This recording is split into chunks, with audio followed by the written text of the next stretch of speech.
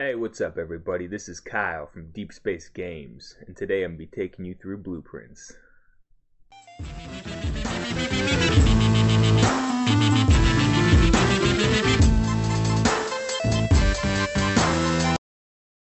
Look here, we're going to create a default project, blank, no starter content, and let's create it.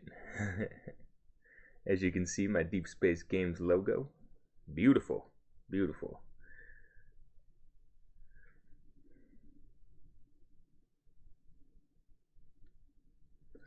Alright, any day now. Oh. Okay. Default project. Relatively empty. We're just going to create a new level here. So go up in File, New Level, and we'll go Empty Level. So now we truly have nothing. And we're going to go ahead and save our level in case anything happens. And we'll just call this Default.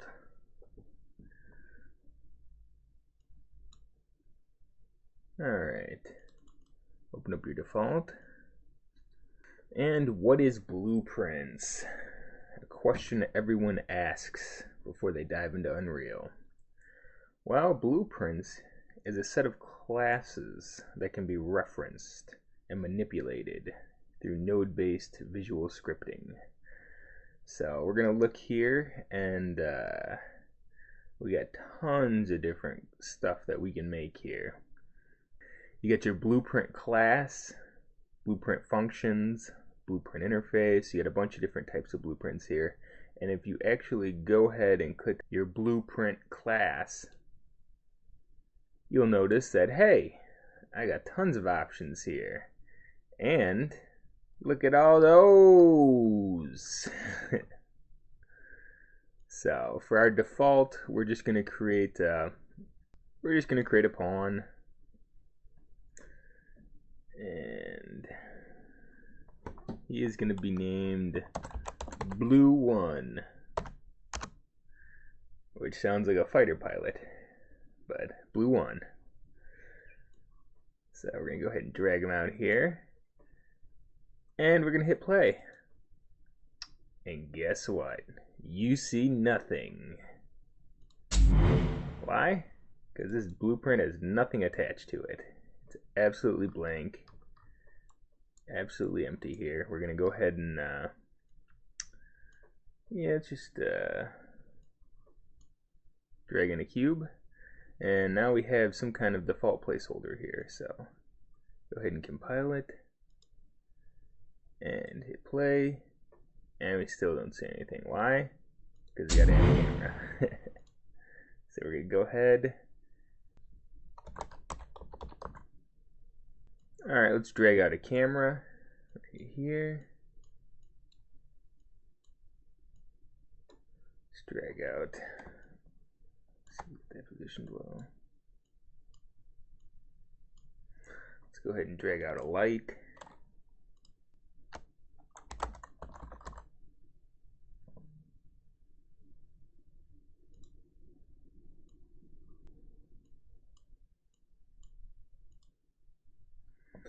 And let's make this camera auto-activate for player 0. So now we can see our blueprint, just this default cube here, doing nothing. He has his little checkered pattern on him, looking oh so delicious. So let us go back, and now let's start adding some stuff. Alright, we're just going to create a default material here just to make them look all kinds of beautiful. So call it Mat 01. And here's the material editor, which can be also considered blueprint-like design because it bases itself off nodes, but the only thing difference is that you're generating color. So let's just generate a quick constant 3, and let's make it blue. Alright, now that we got our blue material, let's apply this to our cube. So to do that, we're going to open up the blueprint, and you're going to see the blueprint here, and over here you're going to have a little details pane, if you will, and right here we can see our mat 01. Let's go ahead and click on it, and bam, we got ourselves a blue cube. So now if we rerun this, got ourselves a blue cube. Pretty boring because we kind of have a straight on view there, but I guess that's how it goes. Now let's spice this up. Let's raise this up a bit. Put it over. Let's give it a little turn maybe. Alright.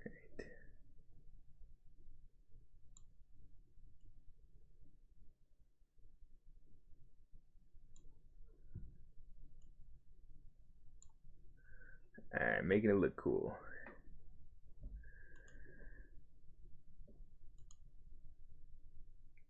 Yeah. Where it's at. Put a little ambient lighting out there. Let's see what we got here. Let's do a little point light here.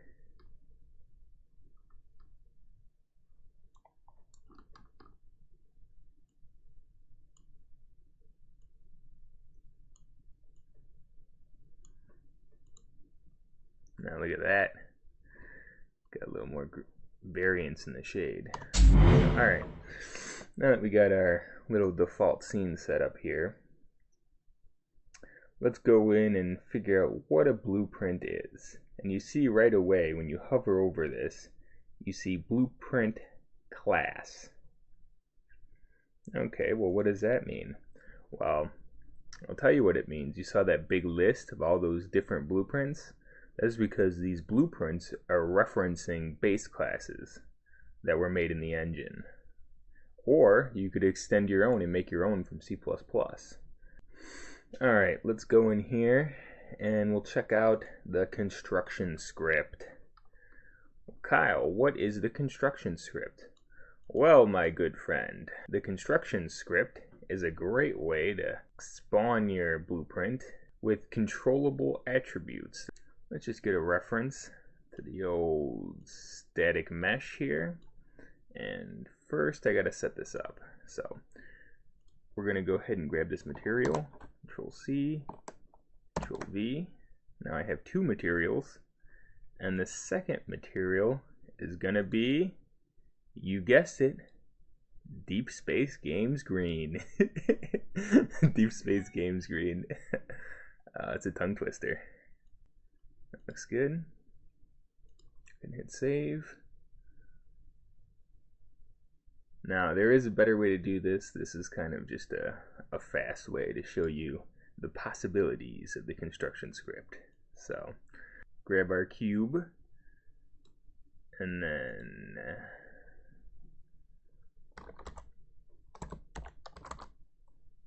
set material. So we're going to go ahead and set the material. Let's create a new variable here. We'll make it an integer.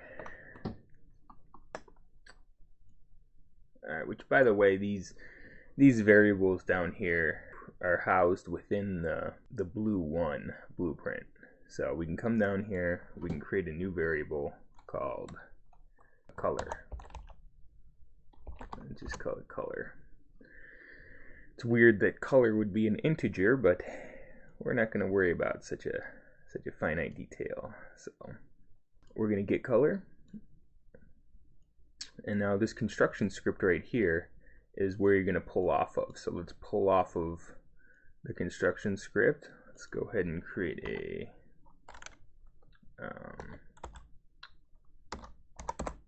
classic switch statement. And we're going to go ahead and input this little color into this node, which basically how blueprints work whether it's a construction script or an event script or a function script, it all functions the same. Basically, how the flow goes is it has a start point, and then it has nodes which it constantly jumps over to. And each time it jumps over to these nodes, it advances itself in the code. So if you're a coder, or you at least know what coding is, kind of a logical structured language, then you know that it's always going to have some kind of flow to it. Blueprints in particular is a very fluid way to code stuff. Alright, you can look here and you can see that switch on int is being hit, and then I am breaking off. I'll remove this default pin just so it doesn't confuse anybody. Alright, basically what's happening here is if the color is 0, then we're going to come up here and we are going to assign the blue material. If the color is 1, then we are going to assign this deep space games green. Now that we got that set up, you can kind of put these wherever. Actually, you could just make it 1. You really want it to be fancy. Ooh. Now what are these guys, you ask? If you're new to the system, these are what we call references. Anytime you need to have a target or a selection or anything that needs some kind of value to determine where something else is in the engine, you're going to need a reference, which, if you noticed when I pulled it out, you got get and you got set. Get will allow you to get a value, and set will allow you to set a value. Alright, let's go ahead and hit compile and save.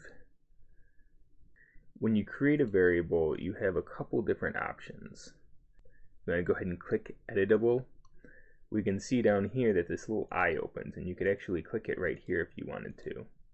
Basically what this does is it exposes it to the interface of the engine. So when you actually go out here and you click on blue 1, we can see this new default color, which now if we put up to 1, we got our green. You hit play, you got yourself a green cube. It's a blue cube. If you put this back down to 0, now we got a blue cube.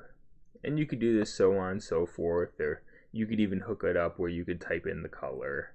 This is just a simple way to show you how the blueprints actually work. Let's go back in here to blue 1, and we got our little construction script.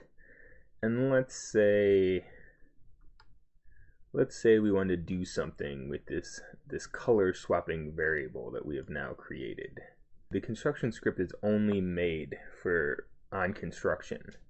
But what if we wanted to change a blueprint when the game is running? Well, that, my good friends, would be the event graph, which if you click on event graph, you can see it has these starting points. It has event begin play, event actor begin overlap, event tick.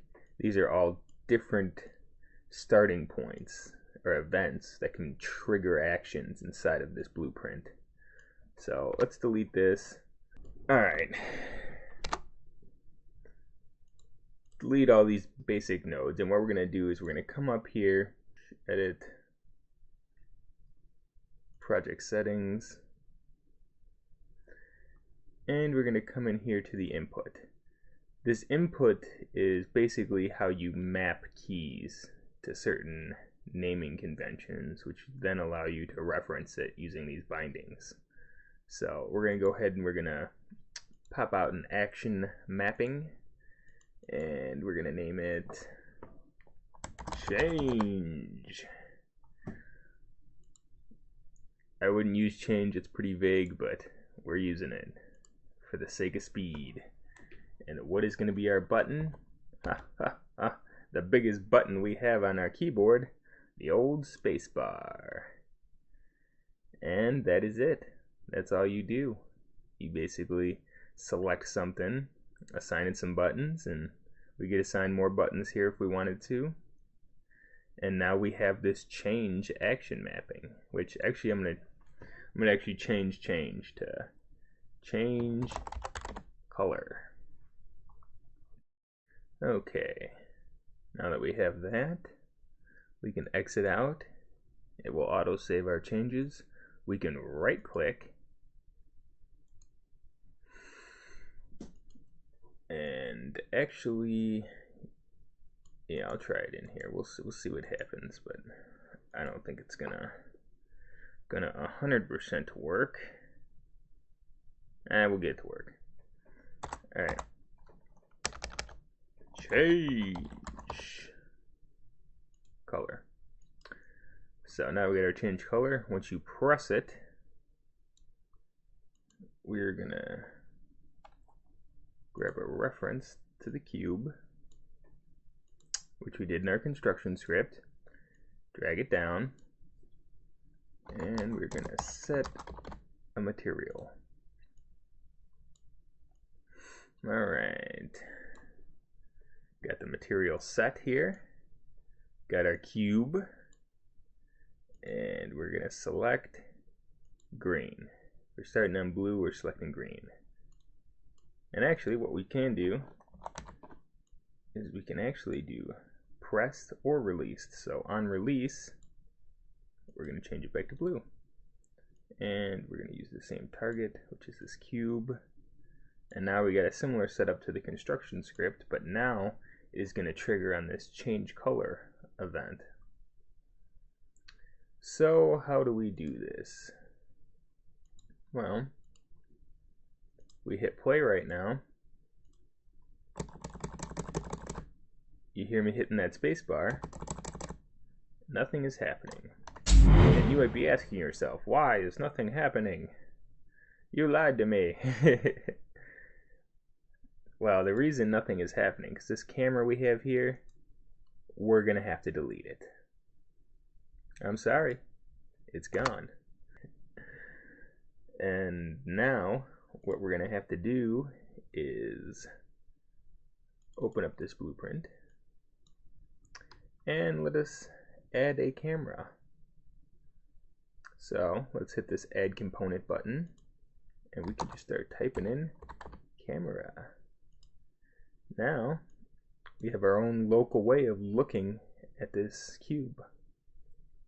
This can be used for a lot of different stuff. You could use this for a third-person rig, pretty much anything. But what we're gonna do is I'm basically gonna grab this, hit the compile button here, and let us give it a little spin here. Let's go. That should be in its view. Go ahead and compile. Now let's go back to this blueprint self. Basically right here, we took that other camera out. You can see we have no other camera in there, and that camera was auto-activating to player 0. So what we need to do is, we need to set this to possession. Basically, what this does is the auto-possessed player is going to allow this to take control of the player right when the game starts, so we can see what's going on. Alright, and that looks about where our camera was facing it. As you can see, my lights are not well placed now. So we're going to go ahead and reposition this bad boy, say right there. And now we got our cube. And the camera and the cube are now both in my blueprint. See? Got the cube, got the camera. They're both in here having a good time. You could hook it up with a spring arm. You could hook it up with some kind of crazy rig. Whatever you want to do. It's your paradise. But just know that everything you add to this scene will give you a new reference right here in the components. as you can see, camera, cube. And obviously I would name these something more interesting so you could differentiate between one thing to another thing. So let's go ahead and let's hit save. Let's come back here. Let's hit play. Now, the thing we didn't test is, what is that spacebar gonna do? Oh, see, just pressed it, it flashed real quick. Let's hold it down. The cube is green, just like we programmed in the blueprints. And when I let it go, back to blue. Green, blue, green, blue, green, blue. Alright, that's enough of that. But yeah, we have our basic cube out there. It can change colors, and I mean, you can make it do all sorts of crazy things. You can make it jump. You could make it do a barrel roll, and hopefully in future tutorials, I will get more in depth with blueprints using both construction scripts and the event scripts and functions and macros and all of that crazy stuff that Unreal has to offer. But until next time, you're just gonna have to wait. So go check us out, deepspacegames.com. Check out Twitter at deepspacegames with a Z.